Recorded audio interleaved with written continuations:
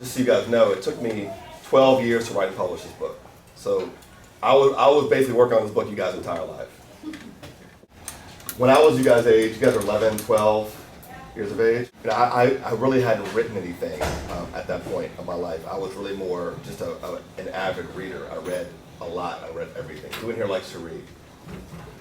All right. So, that's really good that you guys read. I've heard in every single one of these classes that kids still read, which is awesome for me as a writer to hear that. If you want to be a good writer, I'm going to tell you the 3 rules of writing. The first rule of being a good writer is what we just talked about. It's reading a lot. To be a good writer, you have to read almost everything. Reading will give you a couple of benefits. One, it will give you the confidence to know as you're writing. One of the things that happened to me as I was writing my book for the first time was I started reading books and realizing that my book was as good as what I was reading that was already out there and published. So it gave me a lot of confidence that my writing was good.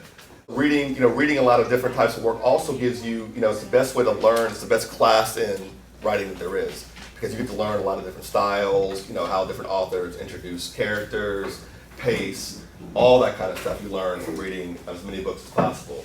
So reading has a lot of benefits. The second rule of becoming a good writer is to write every day. Anyone in here keep a journal or write in a diary?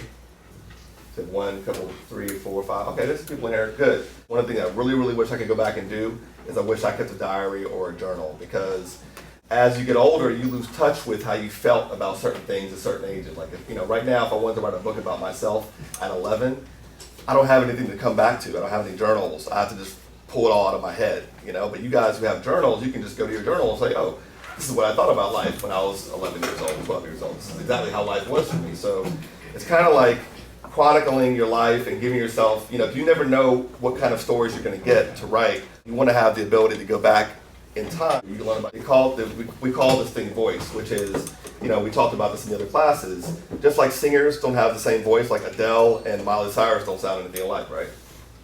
Well, different writers have different styles as well. You open up any book by any 2 writers, no 2 writers write the same way. They all write differently. They all have a different voice. You hone that voice by constant practicing, by writing every single day. So what was the first rule of being a good writer? Just say it out. Read every day. Read every day. What's the second rule of being a good writer? Write every day. Writing a lot. Okay. So the third rule of becoming a good writer is called revision. And this is really, you go back and read over your work and find errors, correct mistakes, and try to make sure that whatever you're trying to communicate to your audience is as clear as possible. That's called editing. And this is what your teachers do for you now in school. You basically turn in a paper and you get red marks all over your paper, right? I turn in a book, I get red marks all over my books. It's the same thing. It happens to me now, it happens to you in school. It's the same process of editing. Why editing is so important is because, when we're writing something, we're too close to it. We're too close to what we're writing. We can't see what someone else, if you shared the book with someone else, they're going to see something in it that you didn't see. So it's very important as you're writing to not be so scared about your writing that you're too scared to share it with someone else, because you're not going to become a better writer if no one else is helping you read your book, giving you feedback, giving you criticism. You can only, this book, before I published it, was rejected 20 times by literary agents. You have to deal with a lot of rejection if you want to become a better writer. It's just part of the process. It's not telling you you're not a good writer, it's just trying to make you a better writer, making you as good a writer as you can be as you go forward. And I know that a lot of times when you sit down to write and you get asked to write by your teachers, you may not feel like you have any good ideas. You may not feel like very confident in your writing. But you gain confidence by just constantly doing it. It's not, people are not born writers. You learn to be a writer by writing and by reading. All right. So there's no born writers out there. You learn it by doing it constantly and by reading a lot. That's really how you become a much better writer. And being open to criticism. You've got to be open to criticism if you're going to be a good writer. So what are the 3 rules of being a good writer? First one. Reading. Second one. Writing. Third one. Revision. Revision. Very good. Very good. Excellent. What questions do you guys have for me at this point so far? Yes, sir. What's the book about? Very good question. So, One Blood is a supernatural suspense novel about a supernatural curse that's haunting a group of people who are unaware of their hidden connections. So it's one of these kind of fast-paced, scary stories. When I was your age, I read way too much Stephen King. One of the things to be a good writer is you have to know your facts. If you're going to write about anything, know your facts. Even if you're writing about something totally fantastical, like another world, you have to make the rules of that world up, right? Does it have gravity? Do people still grow old in that world? What are the rules of the world? Because every world and every domain has certain rules. You guys read Harry Potter or watch the movies? Yes. There are rules in Harry Potter, right? There are rules of how this works. They can walk through walls, but they have to say an incantation. You can't just do magical stuff. You have to actually say certain words to make magic happen.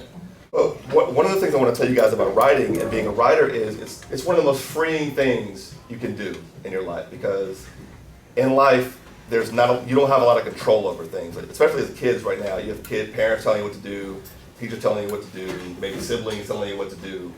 Writing is one of the few places where you actually have full control over what happens. You control the destiny of your characters, who they are, what they sound like, what they talk like, what they do. It's really cool to have that kind of control, right? You can really create a whole new world. Like if I wanted to right now, I was writing a story about this class, I could suspend gravity. And we would all go floating into the ceiling and have a conversation up there instead of sitting in our seats. We could do anything we want to do as a writer. Basically anything's possible, but you do have to still know the rules and know your facts if you're going to talk about real things in your books. What questions? Anybody have any questions at this point? Yes, ma'am. How do you come up with the ideas? Very, very good question. I'm one of those people who I just happen to constantly have ideas, so it's kind of natural for me. I get a lot of ideas just by reading real things and trying to take something real and say, what if?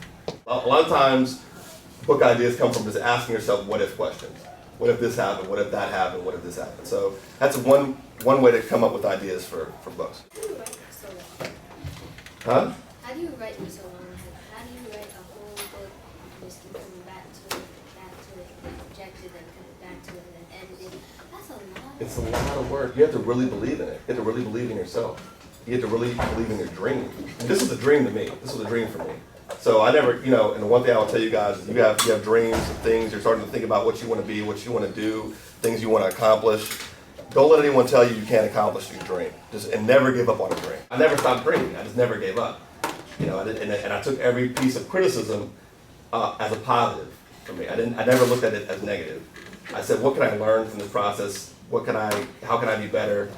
And if you always look at life like, how can I be better, and take criticism that way, you're going to be a lot more successful than if you get down in the dumps and sit down and get depressed and all those kind of things. Because, every bit of criticism can only make you strong. The 3 rules of being a good writer. First one. Reading. Reading. Second one. Writing. Third one. Revise. Revision. Excellent.